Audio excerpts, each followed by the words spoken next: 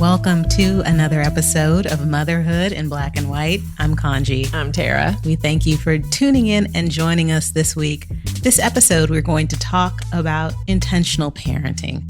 You know, in life, we are intentional about so many things. We work on purpose. We play on purpose. We rest on purpose. We love on purpose. Sometimes we forget it's important to parent on purpose and with intention. So for the next few minutes, Tara and I are going to share some things that we have learned during our parenting journey, things that we should do to parent intentionally with our kids. So intentional parenting is another new thing, new trend that has come up in the last few years, hasn't it, Tara? I had not heard of it until you brought it up to me for this episode. So I guess it's brand new. This is me teaching you things. I'm always here to learn. Well, you know, a few episodes ago, we did an episode on positive parenting with our friend Alexis Maycock. She was the guest mom on that one, and she dropped some gems, right? And so as I was talking to her offline, we were talking a little bit about intentional parenting. And again, I was like, what is that? Right. And I realized that that's kind of how we do life, but we have to do it through the lens of doing it through parenting. Right. We have to be intentional about our parenting. Exactly. Yes. It seems so easy. It's so simple, but a lot of us don't do it. I will admit that there are many times when everyone's like, well, what's your parenting strategy? And I'm like, just to survive the day. Agreed. I never picked one. When Gage was born, you know, there were all these options like, oh, are you this mom? Are you that mom? And I'm like, I don't know. Like, I'm just his mom. I'm not real sure. You know, I felt like everybody wanted a label for it, but I've never been one to do a very good job about picking a plan. Yeah, there's types of parents like the helicopter parent or... Yeah, or what it was attachment parenting, I think is the PC version. There was attachment. There was, what's the one? Free range parenting is the one I keep hearing about where I think they're feral. I'm not really sure exactly how it works, but you know, there seems to be a label for every style of parenting you can think of. Well, I can't really get behind any of those styles because I don't know what any of them mean, pretty much. Right. But what I can do is say that I am focusing on parenting more with intention. Intentionality was my word for 2021. And so I thought it was very appropriate when Alexis shared with me that there is a such thing as intentional parenting. And you and I separately talked offline to develop kind of a list of ways that we should parent intentionally. Yes, we did. Because we realized that some podcasters do that. They plan things. They make plans and they execute them. They have episodes planned out with in themes. advance, ahead of time. It's amazing. So we're going to focus on doing that a little bit more in the future. We're going to intentionally podcast. Yeah. Well, it's going to be a little easier because we do have a new podcast intern that joined us. Right. So shout out to Pip, who is going to be joining us and helping us through the next couple of months before for her. She goes off to college. And it's a chance for us to mentor another young woman. Oh, God. Isn't that great? We're going to do a great job. It's going to be amazing. Yes. And also, we will pray for her. Everybody pray for Pip. Everyone pray for Pip. Can I hear an amen? So the things that we came up with, the 5 things that we should do when we parent intentionally. The first thing, intentional parenting is about having a plan. Yes. Unlike what we do when we do this podcast. Correct. Actually make a plan. So a lot of times with parenting, we hear that there is also a type of the fly-by-night parent, just like I'm just going to figure it out as I go along. Yeah. What I've realized is the areas of parenting where I've had more success are those areas where I actually plan activities and plan my day, plan meal plans. And I'm not a planner, but when we parent intentionally, it is necessary to take that first step and have that tool in our strategy. No, I can get on board with that. I think sometimes I reverse engineer plan, like things happen and I look back and I go, oh, I kind of planned that out, like, you know, and it just landed the way it needed to land. But I'm not great about like sitting down and intentionally setting it down on paper or making a strategy. One of the ways that we can do it, though, is to figure out the way that works best for you. Right. Some parents are able to like plan meals and plan schedules and events for weeks or months or journal or whatever they do to kind of figure their schedule out. whatever it is. And others are better having just broad. Yes. Like this month, I'm going to focus on this with my kid, or Right. this season, this child is going to do this activity. Mm-hmm. Whatever it is, I think that you definitely need a plan to have a roadmap. And one of the ways that I look at it is, let's look and see where we want to be 5 years from now. Like, what is the end goal? Like, what is it we're trying to achieve? And then make those incremental steps and plan accordingly to make that happen. Yeah, I can be good about that in this season of my life currently, as you know, with all the things I have going with school and work and all that. I've had to be a little bit more short term. I've had to like look at where would I like to see some improvement. And example, maybe with my kid, I would like to spend more time with him regularly where we're not on computers. And so I just said, okay, an hour a week, what could we do together, or what could we do that's purposeful, and we actually talk to each other, and that I can do that short term right now. That feels good for me. Yeah, because it works with your schedule. Correct. Stephen Covey once said that the key is not to prioritize your schedule, but to schedule your priorities. Stephen Covey said some good things, man. That was kind of deep, wasn't it? Kind of deep. For some people that didn't plan something, we had that little That was not bad. That was not a bad one in there. So we would say that the first tool that we would ask for is when we parent with intention, have a plan. Have a plan. Great. That's right. And the second area with intentional parenting is intentionally parent with consistency. Right. This is something that I struggle with because it's just my personality to kind of fly by night, right? Yes. And it's even harder to parent with consistency when you were parenting with another individual. With a partner. With a partner, yes. One of the important things that we know about parenting and about childhood is not just setting boundaries. It's holding those boundaries. Right. Because it's easy to say your bedtime is at 8 p.m., but it is very difficult night after night, week after week. To remember when 8 p.m. is. To stay awake till 8 p.m. That's right. No, but to enforce it, Yes. especially when you start to get beat down at the end of a long day. And every single day, this child is saying, but mom, can I do this? But mom, can I do this? And that one time you give in is when a child starts to realize, well, hey, if I ask a certain way, or if I just annoy mommy really long time, Wait till she's really, really tired. she's going to change her Right. mind, and this boundary is going to break. Yeah.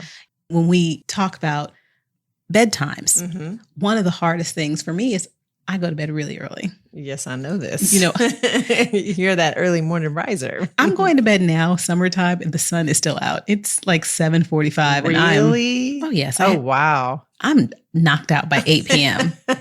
And so I have this child who is naturally a night owl. And so I will say to him, oh, go to bed at midnight. It's summertime. I'll set a midnight bedtime for him. And one time I woke up and it was like 4:00 in the morning and I was getting ready to start my day, like going to the gym. Now, this was last summer. Okay. During the pandemic when I was actually out teaching fitness classes here in Texas. And I remember going downstairs, it was 4:00 in the morning, and this kid was still on the computer. Oh my gosh. He had been up all night. Just doing it. And I realized I have no idea what time he's going to bed. Right. None. Yeah. Because You're in bed. I'm in bed. I'm asleep. Yeah. And so it's hard for us to like this whole, let's put ourselves first as women, as mothers, because if you put yourself first, sometimes one of the things that's going to be sacrificed is the knowledge of what your kids are doing. It's true. We've joked around a lot about having to police a kid is hard because then you have to also follow the guidelines you have said. You know what I mean? You're like, oh, if I say he can't have the iPad for a week, then I got to make sure he doesn't get the iPad for a week. It is hard, you know, to be like, where is it? I don't know. And to my earlier point, it's even harder when you have a partner Yes. that may not be on the same page. That's right. Or more laid back. Or, right. Yeah. Or you just haven't agreed. One of y'all might say yes, yes, yes. And one of you is no, no, no. Right. Good cop, bad cop. Have you ever had a situation where you and Jason either disagreed or gave mixed signals to Gage about something? Oh yeah. We had a big argument. I don't even have an argument, but we definitely went back and forth for a while. 2 years ago, Gage wanted to start playing a particular video game that was really popular and a lot of kids were playing, but I thought he was too young. He was 7. He wasn't quite 8, but I thought he was too young for it. And Jason went along with me for a little bit. And then he started to change his mind and started to think that it would be okay. And so we argued in front of him a couple of times about it. And I finally said, hey, we need to talk about this ourselves. You know what I mean? Because he's watching us and he's, of course, willing his dad to win this fight because then he could play the video game. And we had to, just tell, but we got pretty good about saying, hey, we'll talk about it later and we'll get back to you. Because we would start arguing in front of him about it, like why he thought it was okay and why I didn't think it was okay. And I was like, I don't think this is the way to work it out, like not right in front of him. And so there's been a few things like that since. As a matter of fact, there was another video game just recently he wanted to play and I was a hard no. And Jason's like, well, maybe. And I go, we'll talk about it. Listen, those kids, they can find the weakest link. They do. They know. And they are so psychologically smart. Like kids have an emotional intelligence that I wish most adults had because they realize whose buttons they can push, how to push them, like how far they can go with pushing people. Like they just find a way to know, like, they don't have any boundaries around when it gets uncomfortable. They're like, oh, I can just keep pushing on into this. Like an adult will be like, oh, I think I hit a button. He's like, oh, no, I hit a button. I'm going to keep on going. I'm going to keep on going. That's right. Yeah. So to your point, like what you were saying about what happens with you and Jason, it's if you and your partner decide something, it's important to stick to it, right? Stick to your guns.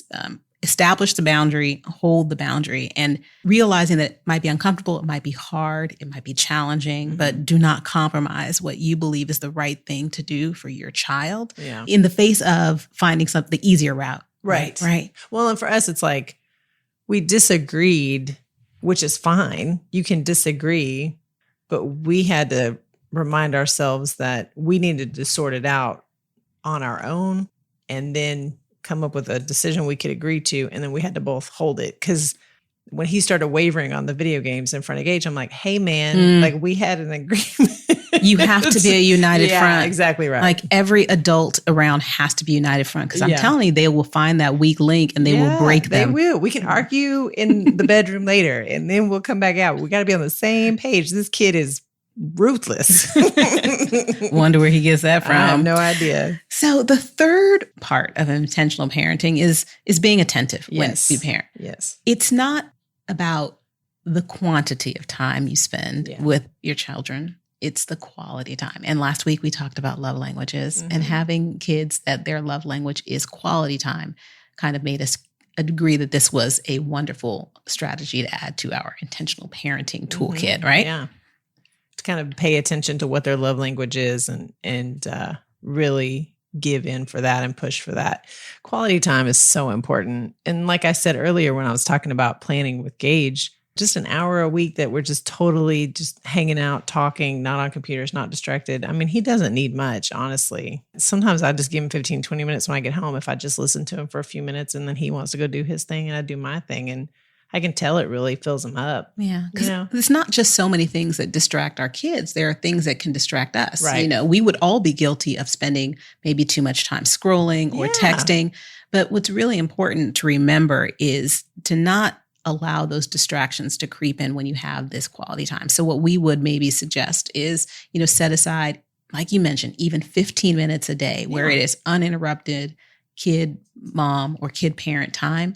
And make that consistent. So that's tying in that 3 and 4. See, that's right. We went back. We took it back. We went back. Yeah. Yeah. So making sure that your kid, when they're with you, they have your undivided attention for that period of time. And honestly, what I have found is the things that I remember most from my childhood are not the monotony of the days that my mom spent with me. Right. It's those special occasions and things that she did to make them special. That's right. It's those moments. And maybe we come up with a new word like William Shakespeare did and not call them magical moments, but we can call them magical moments. Oh, look no? at you coming up with brand new things. I like that. Yeah, magical moments. It's the moments we have. But listen, somebody's going to go out in public and say, yeah, I'm going to have a moment. It's not going to go over well. That's not going to work. That's not going to work. It'll work here, podcast family, with us. Use it appropriately. So what we would suggest is create these moments. listen, it's going to be a thing. I was just telling somebody last night, like sometimes you hear something that doesn't make sense, and before you know it, you say it all the time. It'll work. Like a song you hear, and the first 5,000 times you hear it, it's like, this song is terrible. And then time 5,001, you were singing right along with it. It's your new theme song. Right. Just like that. Lil Nas X, Old Town Road. That one was sneaky. It just crept up. It just crept up. I'm like, this is garbage. Terrible. 500 times later. I love this song. Trash. You would be whooping and hollering when I played it in the Cycle Studio. Oh, yeah. But it's the same thing. Like with this moment, it's going to become a thing. And you heard it here first. We can start. This is probably our intern Pip's first thing to do. Start the hashtag movement. Moment. But it's spelled the same as moment. But maybe you have to capitalize the MOM to like emphasize the mom. The moment. There you go. So create and make moments with your kids. That's going to be the next way that we can intentionally parent. Yes. Yes. The next one is to just embrace simplicity. Kids don't need a lot. This is my favorite. Is it? I love embracing simplicity. Are you part of that, like, what's that simple movement where you just... Minimalist, yes. I don't think so. I always think of that more about stuff. You know what I mean? I haven't really gotten into it as far as like experiences. I've always thought about that more about like keeping clutter out of your house, which I am. I am all about keeping clutter out of your house. Yeah. But no, when it comes to like expectations of a person, people around me and myself, I just always feel like things go a lot smoother and I'm a lot more at peace and everybody feels a lot more connected and loved when it's just simple. Just don't, keep the expectations right-sized, applaud the little wins, celebrate, every little grateful moment you can have and try not to focus on what you're not getting and what's not happening. And I think that for this intentional parenting, I think it's also about your kids don't need that much and, give yourself some grace, It really is simple. Yeah. We share that parenthood, motherhood is simple. It's not easy. It's not easy. But it really is simple. It is. You keep them alive. Number one, keep them alive. You focus on the joy. Yes. And you are grateful for the things that you have and you extend grace to yourself and others around you. I love it. There we go. That's my favorite right now. I'm loving that. Let's continue to embrace simplicity. So the last part about intentional parenting, and this is something that is hard for so many of us who have been the at-home teachers during the pandemic, but it really is important, even when the pandemic is lifting and we are heading back out and we are sending our kids back to school. Intentional parenting is about being instructive and constantly being a teacher and also a learner. So, like, when was the last time you might have looked at yourself or said to yourself, podcast family, like, oh, I really have to teach my kids how to do this? I think sometimes we forget that there are things that we need to learn, right? Like for me, a couple of years ago with Roman, this is so embarrassing. Oh, I can't wait. It was so embarrassing. We were at a park and everybody was blowing up balloons. And my son was probably 8 or 9 years old. We're all blowing up balloons, all the kids, all parents. And Roman he's just, and I look like, what is wrong with this child? Cannot blow up a balloon. You don't know how to blow up a balloon? And I was judging him wholeheartedly. Poor Roman. And he looked at me and he was like, Mommy, you never taught me how.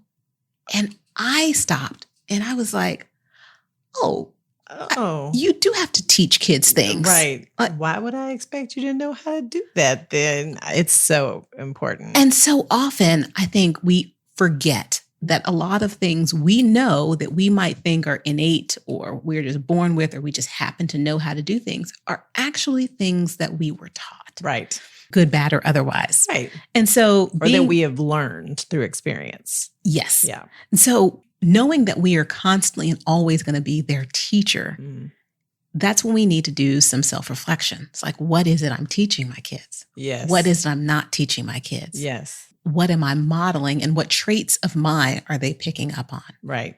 And that's where I have a little bit of a disconnect sometimes because I would like to think it's the do as I say, not as I do, but realizing it's like children learn more from what they see than what they're told. Yeah, I think we have to be very intentional about recognizing that kids are watching us all the time. And no matter what you say, they're watching what you do for sure. Yeah. Yeah. And when we talked about having the plan, a lot of it is thinking like, well, what is it I want this child to be? And not in terms of career or whatever, but it's traits. What type of person, what type of character I want this person to be. And then walking it through and saying, well, in order for that to happen, let me look and say, what is it that I'm teaching this person then, right? Do I want this child to model generosity? Am I a giving person? Are they seeing that in me? Am I expecting and expressing that with and around them? We hear often, I want my kid to be a social justice warrior. Or we talked about anti-racism and raising anti-racist kids before. And it's like, well, just saying it isn't going to make it so. So that's where we say, and it comes from the Ibrahim Kendi's How to Be an Anti-Racist book, you know, the definition of anti-racism. It's not just being not racist, it's being actively anti-racist. Right. So when we are raising kids and we are intentionally creating their character and building that character up, we really need to just focus on what it is that we're pouring into them and make sure that we're pouring into them the good and keeping the toxins and the toxic out of them as much as possible. Well, and you know, that's so deep, because if you take it even a step back further, I know in my life, I try to be very conscious about, it's unfair for me to judge somebody for not being a thing if I'm not that thing, right? And so that equates to exactly what you were saying about our kids. I want my kid to be good and kind and generous and anti-racist. And they're like, okay, cool. Let's just double check ourselves. Am I good and kind and anti-racist? Because it's an unfair ask for you to put on your kid if you're not doing that very same work for yourself and then modeling that for them. I mean, that's just expectations 101, right? You can't really expect to get back what you're not given. Yeah. It's like, how are you going to raise kids that are avid and voracious readers if they've never seen mommy and daddy read a book? Exactly right. You know? Exactly right. It's like, if you check yourself one time. Yes. Just look at it. It's if you're not reading to them 15 or 20 minutes a day and building up and flexing that reading muscle, how are we still going to then expect them to be readers? Exactly right. And again, some kids, that's just who they are. That's just in their DNA. And good for them. But most kids, Yeah. it's looking at what it is that was planned and planted in them at such a early age that they have worked and developed it. Right. You know, and we look right now as we are going into the Summer Olympics in less than a month, and we look at all of these young athletes and they're just bursting on the scene, and they're names that we've never heard of, and we're following their careers, or there may be people that we've been following for 10 or 12 years.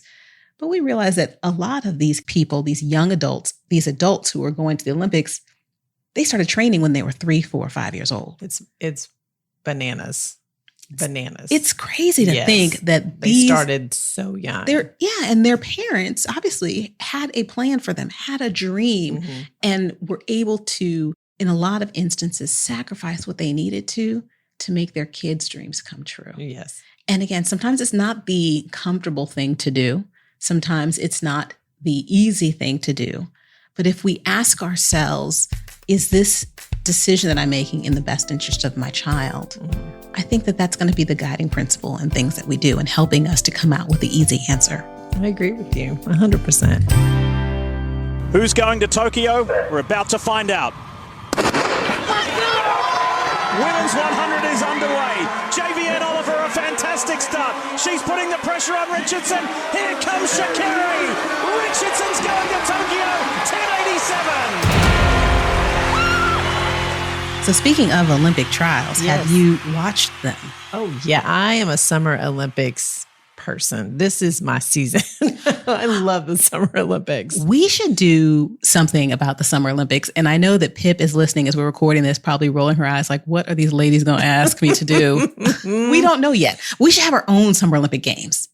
Oh, okay. But can they be real low key? They're going to be like old lady Summer Olympic Games, right? Well, I'm at a disadvantage because you just started playing tennis with your son. That's right. As your That's mom. right. How is that going? You're not at a disadvantage. I'm not very good at it. So, so one of the things, I may have shared this before, going into the summer, I told Gage, he has expressed to us more than once that he's not a huge fan of team sports. But I said, we have to get out of this house. You need to do something to stay active. So it can be whatever you like. Let's think of something else. And we came up with tennis. And I said, you know what? I've always kind of wanted to learn to play tennis. I've never played before, so maybe we'll do it together. And it's super fun. We are having a good time. However, I will tell you that, number one, my son is very young and naturally flexible and very good at it already. Like just super natural, just goes up there and swings it, no problem. His mom, on the other hand, in this body, is a little harder. And we had a lesson a couple of weeks ago. I was getting so frustrated. I mean, and you know me, like I'm not good at being a beginner. I'm not good at learning something new. And so I'm doing it in front of my son, having my moment where I'm getting frustrated. And he's so good at it, which I'm super excited about, but it's making it more frustrating for me, which is a new experience. So we get in the car and he's like, Mom, like, are you mad? Like, why are you mad? You mad? I said, I'm not mad. I'm frustrated with myself because I'm still learning and I'm not good at it and I'm not very good at being a beginner. And I just said it to him. I'm like, I'm not very good at being a beginner. I like to know how to do things. And so it's hard for me. He was like, oh, okay. Well, you'll get better. You're doing great. It's so sweet. So sweet. But my son is watching me have these very human moments. Mm-hmm. And I got to tell you something. It wasn't pretty. You mad at the baby, Tara? I was not mad at the baby. I was mad at myself and frustrated that he's better at tennis than me, but that's okay. It's fine. It's whatever. And mad at the baby. So I am excited to hear that Naomi Osaka is going to be playing in the Olympics. Me too. For tennis. Me too. We do love watching tennis and have loved watching the Olympic trials. I will share that I have really enjoyed watching a lot of these young Black female athletes start to take up space in areas and spaces where they traditionally have not been. Yes.